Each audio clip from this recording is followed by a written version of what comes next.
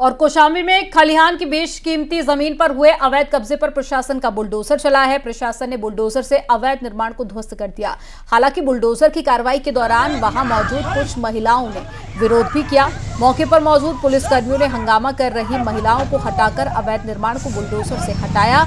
मामला मंझनपुर तहसील के टेम्बा बाजार का है। एसडीएम सदर ने बताया कि लगभग 3 बीघा से अधिक भूमि पर अवैध निर्माण कर कब्जा किया जा रहा था।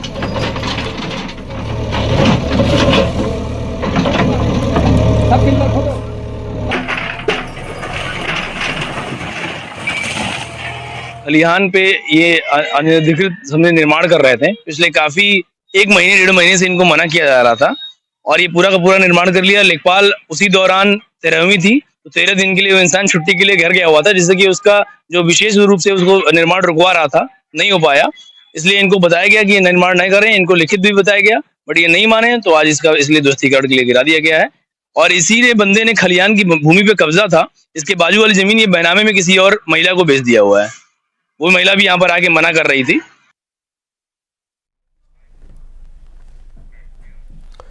उधर सीतापुर में भी बुलडोजर एक्शन देखने को मिला। सरकारी जमीन पर बनी दुकानों पर एक्शन हुआ। प्रधानपति ने सरकारी जमीन पर दुकानें बनवाई थी। एसडीएम सदर ने इस कार्रवाई को अंजाम दिया। सदर तहसील का मामला है। तस्वीरें हम आपको सीतापुर के दिखा रहे हैं। यहाँ पर भी बुलडोजर एक्शन देखने को मिला है। सरकारी जमीन पर अवैध तरीके से दुकानों का निर्माण किया गया था। प्रधानपति पर दुकानों के निर्माण का आरोप लगा था और आज एसडीएम की मौजूदगी में इस कार्रवाई को अंजाम दिया गया।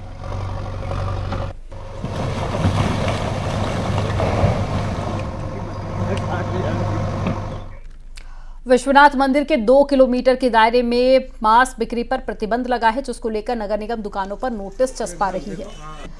इसके साथ ही छापेमारी कर दुकानों को बंद और उनका चालान भी काटा गया। इसी कड़ी में वाराणसी नगर निगम ने छापेमारी कर 13 दुकानों को बंद करवा दिया।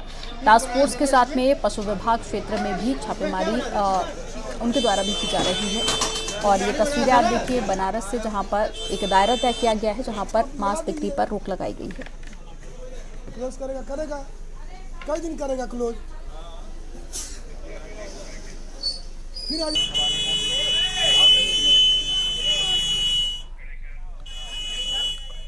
अब की बार 400 पार के नारे को सफल बनाने के लिए बीजेपी पूरी शिद्दत के साथ जुटी है। देश के सबसे बड़े सूबे में खास फॉर्मूले के तहत एक सीट पर पार्टी का शीर्ष नेतृत्व फोकस कर रहा है, फिर चाहे वो गठबंधन वाली सीटें ही क्यों ना हो। न्यूज 18 को मिली है एक्सक्लूसिव जानकारी के मुताबिक अब तक 48 सीटों पर उम्मीदवार तय हो गए हैं। इसी से जुड़ी एक रिपोर्ट आपको दिखाते हैं।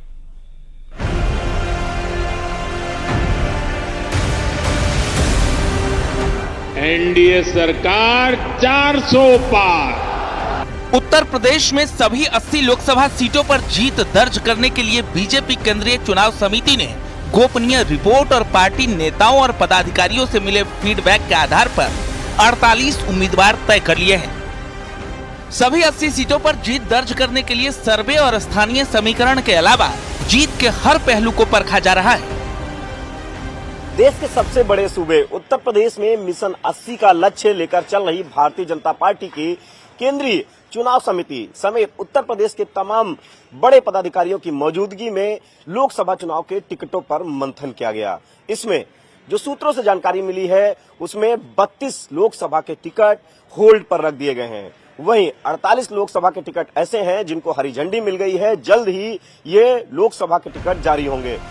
अब तक जिन सीटों पर उम्मीदवार तय किए गए हैं उनकी जानकारी सूत्रों के हवाले से न्यूज 18 के पास मौजूद है। वाराणसी से पीएम मोदी, लखनऊ से राजनाथ सिंह, खीरी से अजय मिश्र टेनी, अमेठी से स्मृति ईरानी, मुजफ्फरनगर से संजीव बालियान, सीतापुर से राजेश वर्मा, धौरहरा से रेखा वर्मा का नाम फाइनल है। और बीजेपी से जुड़ी एक बड़ी खबर मिल रही है। शाम 6 बजे बीजेपी की पहली लिस्ट जारी की जाएगी। शाम 6 बजे बीजेपी की प्रेस कॉन्फ्रेंस होगी और दिल्ली मुख्यालय में बीजेपी की प्रेस कॉन्फ्रेंस में यह लिस्ट जारी की जाएगी। यूपी की भी कई सीटों के उम्मीदवार हो सकते हैं घोषित। पहली लिस्ट में 100 से ज्यादा नामों का ऐलान हो सकता है। तो एक बड़ी खबर आपको बता रहे हैं, लोकसभा इलेक्शन होने हैं जिसको लेकर बीजेपी अपनी पहली लिस्ट जारी करने जा रही है और माना जा रहा है, जो जानकारी मिल रही है उसमें कुछ बड़े नामों का ऐलान आज हो सकता है और 100 से ज्यादा नामों का ऐलान होगा, जिसमें से कुछ नाम उत्तर प्रदेश से भी होंगे। तो बड़ी खबर हम आपको बता रहे हैं, शाम 6 बजे तस्वीर साफ हो जाएगी। प्रेस कॉन्फ्रेंस बीजेपी हेडक्वार्टर में होनी है और उसी में वो नाम भी सामने आ जाएंगे जो कि पहली लिस्ट में शामिल किए गए हैं, जिनके नामों पर मुहर लगी है। उत्तर प्रदेश की भी कई ऐसी सीटें हैं जिन पर प्रत्याशियों के नाम करीब करीब फाइनल हो गए हैं। 6 बजे पूरी पिक्चर क्लियर हो जाएगी। बड़ी बात यह है, सोर्सेस के हवाले से जो जानकारी सामने आई कि प्रधानमंत्री मोदी एक बार फिर से वाराणसी से चुनावी मैदान में उतर सकते हैं। तीसरी बार यहां से वो बीजेपी के प्रत्याशी के तौर पर मैदान में उतरेंगे। राजनाथ सिंह का भी नाम करीब करीब फाइनल है, लखनऊ से सुब्रत पाठक, इसके अलावा महेश शर्मा, नोएडा से, ऐसे कई नाम हैं। सोर्सेस के हवाले से जो जानकारी सामने आई है कि पहली लिस्ट में नामों का ऐलान किया जा सकता है। फिलहाल शाम 6 बजे का इंतजार हमें करना होगा। तकरीबन 45 मिनट बाद तस्वीर साफ हो जाएगी कि पहली लिस्ट में किन किन प्रत्याशियों का नाम शामिल किया गया है।